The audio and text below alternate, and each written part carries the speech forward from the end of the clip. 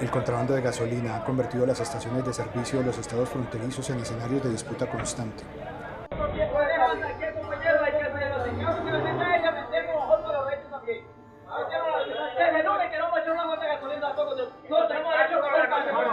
Cada cierto tiempo los ánimos se alteran ante la impaciencia de la gente que tras horas de espera en las largas filas ven que los únicos que se abastecen son los carros de los contrabandistas.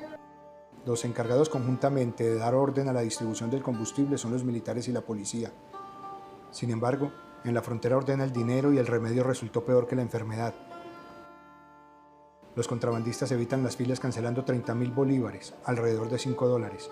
De ellos, 20.000 van a dar al bolsillo de algún uniformado y los hombres que se encargan de hacer el enlace se quedan con los otros 10.000. Quienes no tienen cómo cancelar ese dinero deben llegar constantemente a averiguar en qué momento, por orden de lista, les corresponde el turno. Dejar pasar ese momento es casi una semana sin combustible. Una veneria, como digo, hacer unos 30 litros de lo que voy a echar 25 litros. Acompañamos a uno de los contrabandistas a surtir.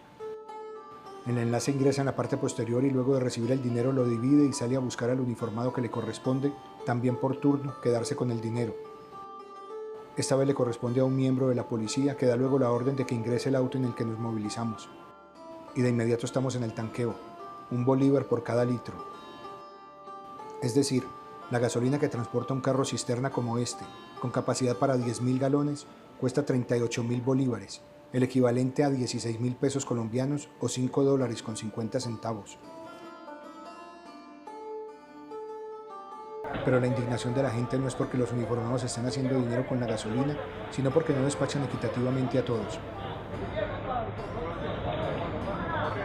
Los transportes, un favor.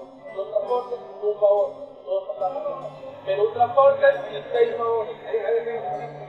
Hace algún tiempo ver gente en Venezuela vendiendo pimpinas de gasolina era impensable, y menos en una ciudad como Maracaibo, pero está ocurriendo.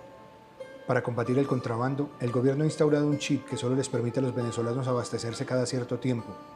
Quien consume la gasolina antes debe comprar las pimpinas en las calles, que por cada litro que cuesta $1 bolívar deberá pagar 300. Eso ha hecho que cada vez sean más apetecidos los viejos Chevrolet, con capacidad para albergar hasta 140 litros de gasolina.